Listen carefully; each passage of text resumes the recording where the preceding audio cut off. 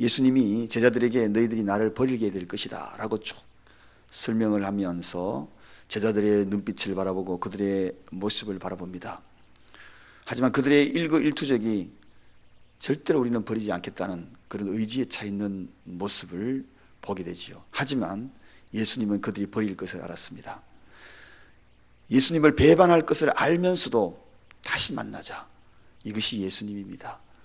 우리가 나를 배반하는 사람은 다시 보고 싶지 않잖아요. 그럼에도 불구하고 다시 만나자.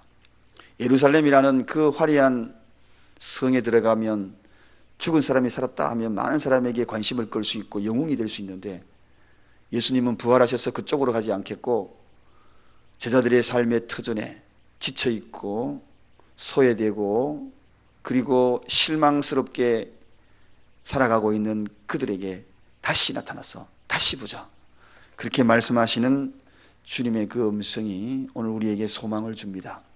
때로 우리가 실수하고 때로는 실망스럽고 하지만 우리 주님은 절대로 포기하지 아니하고 다시 출발하자, 다시 만나자, 그렇게 말씀하시는 우리 주님의 사랑을 보게 됩니다. 자, 오늘 이렇게 이야기하다가 이제 일어나서 가려고 하니까 베드로가 한마디 던집니다. 주님, 무슨 말씀입니까? 다른 사람은 다 버려도 나는 절대로 주님을 버리지 않겠습니다 하고 장담하는 베드로의 모습. 오늘 그래서 이렇게 장담하는 베드로의 모습에서, 그 실상에서 저의 모습을, 여러분의 모습을 한번 찾아보고자 합니다. 모든 제자가 다 버릴지라도 나는 절대로 버리지 않겠다. 역시 성미급한 베드로의 모습을 그대로 보여주고 있습니다. 또 자신만만한 모습을, 장담하는 모습을 보여줍니다. 우리가 이 신앙생활 하면서 때로는 내가 주장하고자 하는 내 생각이 다른 사람을 무시하면서 이렇게 베드로처럼 이야기할 때가 종종 있습니다. 간혹 신앙 문제로 혹시 여러분들 다른 성도님들과 논쟁을 붙은 적이 없습니까? 그것이 심화가 되면 나중에는 그릇된 믿음을 당신이 가졌다라고 판단해 버릴 때가 참 많이 있습니다. 그래서 절대로 신앙의 논쟁은 필요하지 않습니다. 신앙의 논쟁으로 인하여서 교제가 단절되고 끊어지는 경우 참 많거든요. 그래서 신앙을 가지고 이것이 옳다 저것이 옳다 둘이 앉아가지고 이야기하다가 서먹서먹한 관계가 되고 결국은 교제가 끊어지고 그럴 때가 참 많습니다. 그 문제는 시간이 지나면 다 해결이 됩니다. 말씀 속에서 해결이 되고 깨달음 속에서 해결이 되고 조금 더 기다려주면 될 건데, 내 것이 옳다라고 끝까지 주장하다가 결국은 두 사람이 신앙적인 문제, 그걸로 인하여 가지고 갈라서는 것이 보통 보게 됩니다. 시간이 지나면 아는 것입니다. 빌리 그레이엄 목사님이 그런 이야기, 유명한 이야기를 하죠. 젊은 청년들에게 부흥 집회를 인도하면서 사과는 6월 달에 평가할 것이 아니라 10월 달에 가보면 안다, 그런 이야기를 합니다.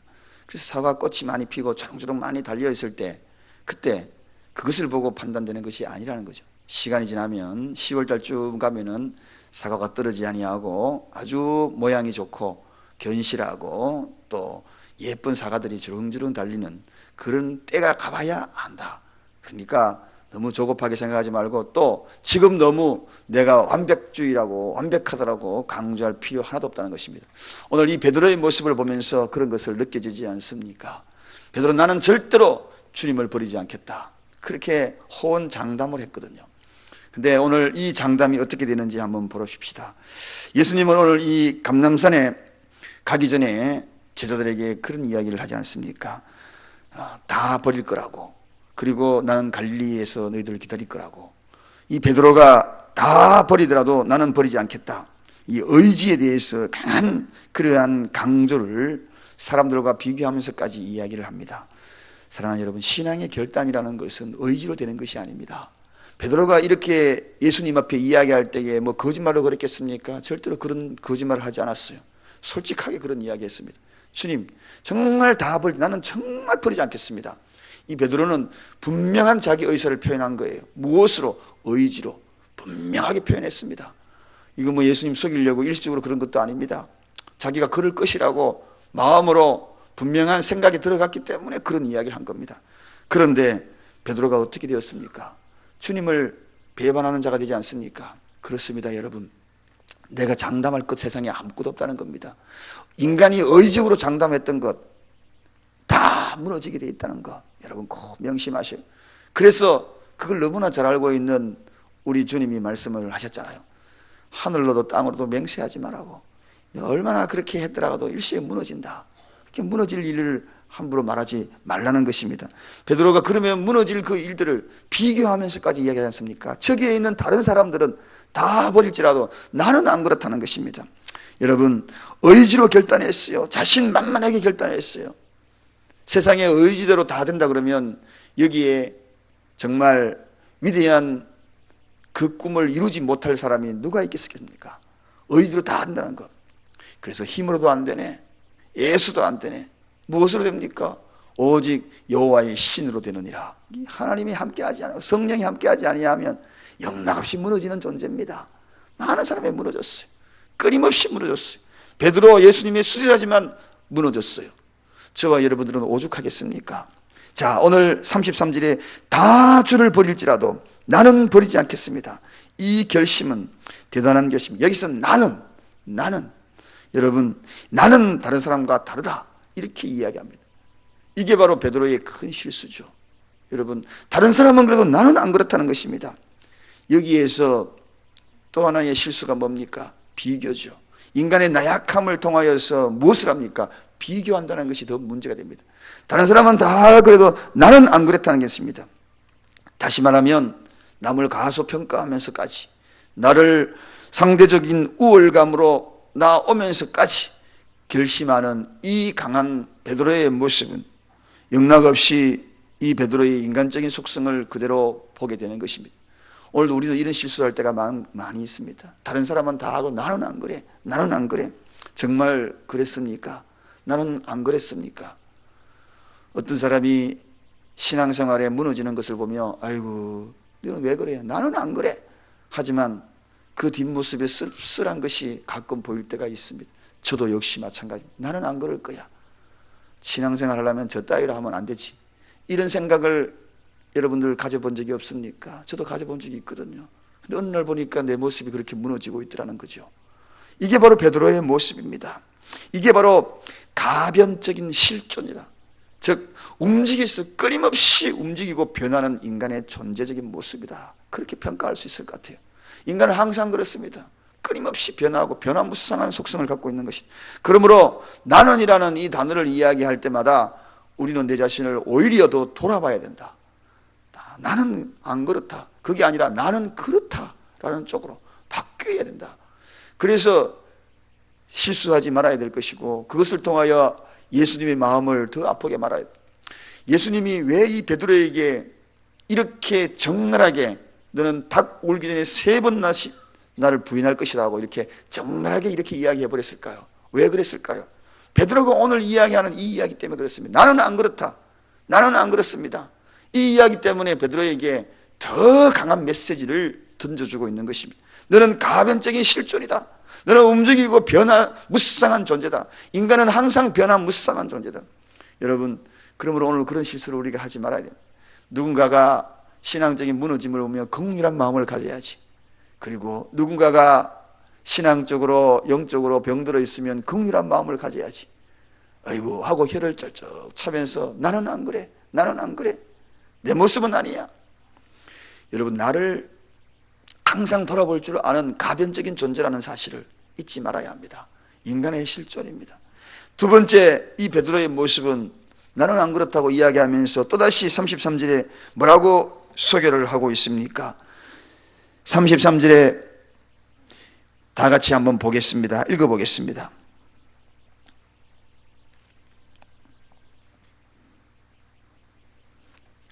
제가 읽겠습니다. 베드로가 대답하여 가로되 다 주를 버릴지라도 나는 언제든지 버리지 않겠나이다. 자, 나는 이라는 단어가 한번 들어갔습니다만 두 번째 나오는 단어가 뭡니까? 언제든지입니다. 이 언제든지, 여러분, 이 언제든지 말도 함부로 해서는 안 됩니다. 우리가 언제든지라는 이 말은 한마디로 이야기하면 시간적인 배경 그리고 공간적인 배경 두 가지를 어우러지고 마음까지 다 묶어진 것이 언제든지거든요. 내가 당신을 언제든지 사랑합니다. 이 이야기 뭡니까? 시간과 공간과 그리고 내 마음까지 송두리째 나는 당신을 사랑합니다. 그런 뜻입니다. 정말 그럴 수 있습니까, 여러분? 부부가 겉주고도 좋아하면서 끝까지 내가 얼마나 사랑합니다. 하늘만큼 땅만큼 언제든지 당신을 사랑할.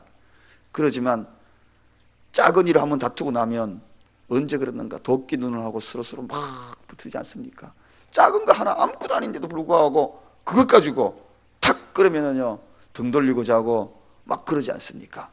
인간이란 참 언제든지 인간 정말 간사합니다, 여러분. 가변적인 존재예요.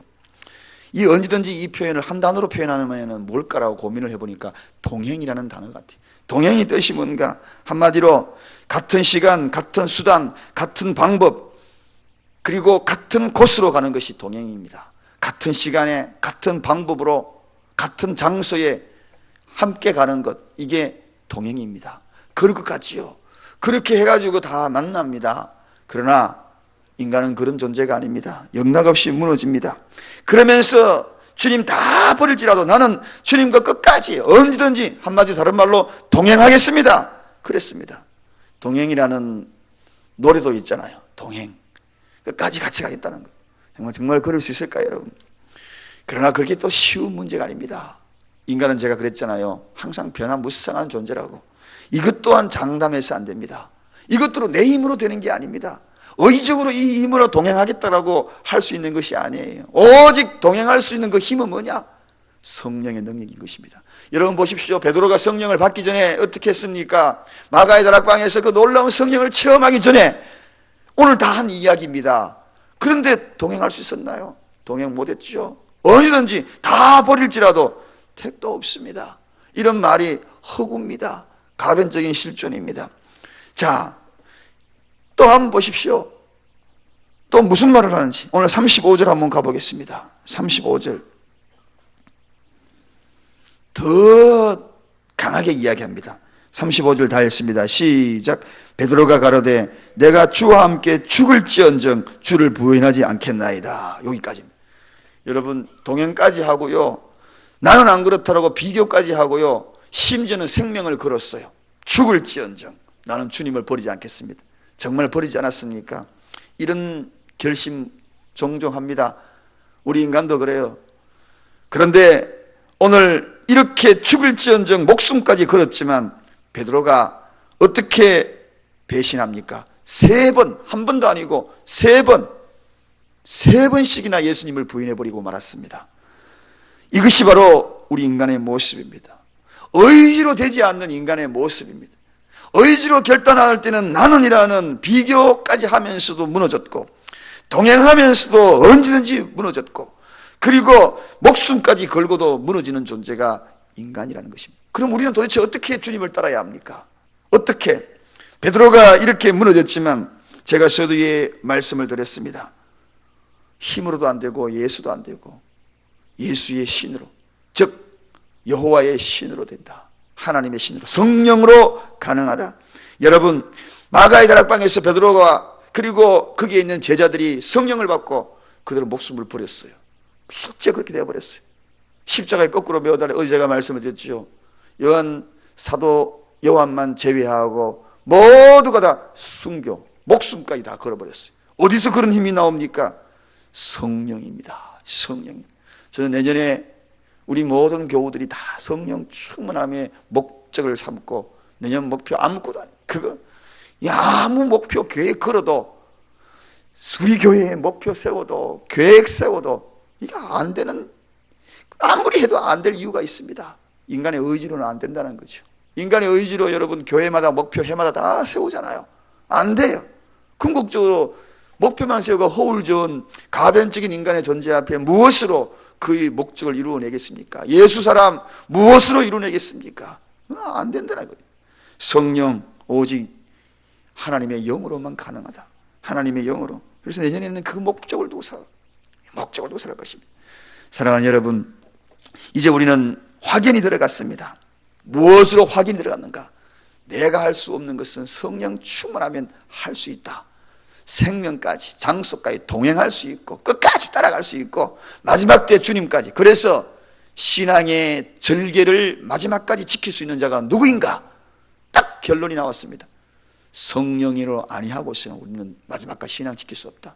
그리고 그 믿음이 아니하고서는 다 예수의 배반자로 남을 수밖에 없다 하는 결론입니다. 그래서 성령의 인치심을 받아야 구원받을 수 있겠구나, 여기에 결론에 도달했습니다. 사랑하는 여러분, 오늘도 이 말씀을 묵상하면서 새벽에 우리가 간구해야 될, 하나님, 나는 오늘 내 의지로 안 됩니다. 내 힘으로 안 됩니다. 무엇으로? 여호와의 신으로 성령 충만하게 해주세요. 성령 충만하게 해주세요. 고갈나지 않도록 해주세요. 이 기도가 오늘 이 새벽에 특별한 기도가 되기를 주님의 이름으로 간절히 축원드립니다. 기도하겠습니다.